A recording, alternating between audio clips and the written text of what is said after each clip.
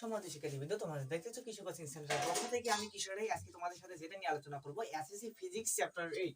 এই চ্যাপ্টার 8 সম্পর্কিত সৃজনশীল ধরন নিয়ে আমি আলোচনা করব, অর্থাৎ কিছু টিপস তোমাদের শিখাই দেব।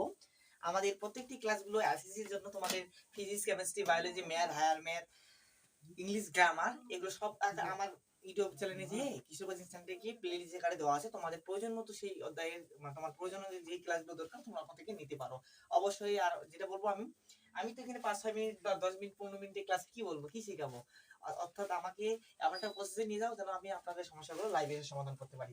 অবশ্যই নতুন হলে চ্যানেলটা সাবস্ক্রাইব করে দিবে, ঠিক আছে? আচ্ছা দেখো, এই অষ্টম অধ্যায় সম্পর্কে জানতে হলে অনেক রকম, এই অধ্যায়ে অনেক রকম ক্যাটাগরি আমাদের সৃজনশীলগুলো এসে থাকে, কিন্তু আমি যেই ক্যাটাগরির অঙ্কগুলো আসুক না কেন, সেই ক্যাটাগরির অঙ্কগুলো করতে যে যে প্রবলেমগুলো সমাধান করতে হবে আগে, সেগুলো প্রবলেম নিয়ে আজকে আমি আলোচনা করব, ঠিক আছে? তো অবশ্যই আমাদের সাথে থাকবে। আচ্ছা, আমি তো বেসিক ক্লাস না, এটা একটু সৃজনশীল ধরন দেখাবো। এটা একটা অবতল দর্পণ, এই বাইরে পৃষ্ঠে পাড়া লাগানো আছে, ঠিক আছে? আর এখানে একটা আমাদের এখানে দেখো, আমাদের এখানে অবিলম্ব আছে। এখানে দেখো, এই কেন্দ্র, এটা হচ্ছে ফোকাস, কেন্দ্র আর ফোকাসের মাঝে লক্ষ্য বস্তুটা আমাদের দাঁড়িয়ে গেছে, অর্থাৎ কি বিন্দুতে, তাই আমাদের কি পিএসসি, অর্থাৎ আমাদের এখানে পিসি এর মানটা কত, পি হাতে সি, অর্থাৎ মেরু হাতে কেন্দ্র পর্যন্ত এই মানটা হচ্ছে 18 সেন্টিমিটার, এবং পি কিউ, অর্থাৎ এই পি আর কিউ, অর্থাৎ আমাদের পি আর কিউ এর মানটা কত, 13 সেন্টিমিটার। তো এখান থেকে আমাদের কি কি মানগুলো নির্ণয় করতে হবে আগে, এখানে আমাদের ফোকাস দূরত্ব বের করতে হবে। আমাদের লক্ষ্যবস্তু দূরত্ব আমাদের দেওয়া আছে আমাদের 13 সেন্টিমিটার, আর হচ্ছে লক্ষ্যবস্তুর এখানে আমাদের দৈর্ঘ্যটা দেওয়া ছিল, অর্থাৎ আমাদের লক্ষ্যবস্তু দূরত্ব আর হচ্ছে আমাদের যে প্রতিবিম্বের দূরত্বটা আমাদের বের করতে হবে, অর্থাৎ প্রতিবিম্ব দূরত্বটা আমাদের ভি ধরা হয়েছে, ঠিক আছে? তাহলে আমরা জানি কি 1/v + 1/u = হচ্ছে 1/f। তাহলে হচ্ছে এটা কি লক্ষ্যবস্তু দূরত্ব, প্রতিবিম্বের দূরত্ব আর হচ্ছে ফোকাস দূরত্ব। এখান থেকে তোমাদের প্রয়োজন মতো তোমরা মানগুলো বের করে নিতে পারো। ফোকাস দূরত্ব চাইলে ফোকাস দূরত্ব, লক্ষ্যবস্তু দূরত্ব চাইলে ইউ এর মান, আর যদি প্রতিবিম্বের দূরত্ব চাই সেক্ষেত্রে ভি এর মানগুলো নির্ণয় করতে হবে। যেহেতু আমাদের প্রতিবিম্বের দূরত্ব বের করবো, সেক্ষেত্রে আমরা ভি এর মানটা নির্ণয় করতে পারি। এখানে দেখো, এখানে আমরা ফোকাস দূরত্ব পেয়েছিলাম 9 এবং ইউতে হচ্ছে লক্ষ্যবস্তু দূরত্ব 13, সেক্ষেত্রে লসাগু করলে আমরা 117 পাবো। এখানে কাজ করব, তারপরে হচ্ছে এটা কি বিপরীতকরণ করলে আমাদের ভিটা উপরে চলে যাবে, 1টা নিচে চলে আসবে, 117টা উপরে যাবে, 9 কে 13 বাদ দিলে কত হয়, 10 11 12 13, 4টা নিচে আসবে। এই 4 দিয়ে 117 কে ভাগ দিলে 29.25 সেন্টিমিটার পাবো, ঠিক আছে? এখন আসে এখান থেকে আরেকটা প্রশ্ন আসে যে তোমাদের রৈখিক বিবর্ধন এবং বিম্বের বিবর্ধনটা নির্ণয় করো। এখান থেকে রৈখিক বিবর্ধন আর বিম্বের বিবর্ধন প্রকাশ করা হয় যেটা এম দ্বারা। আবার শুনে রাখো, রৈখিক বিবর্ধন এবং বিম্বের বিবর্ধন প্রকাশ করা হয় এম দ্বারা। আবার যদি রৈখিক বিবর্ধন বলে, মডুলাসের মধ্যে থাকবে v/u, আর যদি বিম্বের বিবর্ধন বলে তাহলে হচ্ছে মডুলাসের মধ্যে l'/l, অর্থাৎ প্রতিবিম্বের দূরত্বকে আমরা ভি বলতেছি, লক্ষ্যবস্তু দূরত্বকে ইউ বলতেছি, প্রতিবিম্বের দৈর্ঘ্য l' দিয়ে হচ্ছে কি l এর দৈর্ঘ্য, অর্থাৎ প্রতিবিম্বের দৈর্ঘ্যকে l', আর লক্ষ্যবস্তু দৈর্ঘ্যকে l ধরতেছি, ঠিক আছে?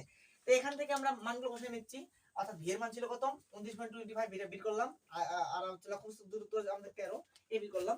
আর এখান থেকে বিম্বের বিবর্ধনের জন্য এখানে কোনো মান নেই, এজন্য আমি একটা সাম অফ তোমাদের বোঝানোর জন্য একটা মানটা বসাই দিয়েছি, ঠিক আছে?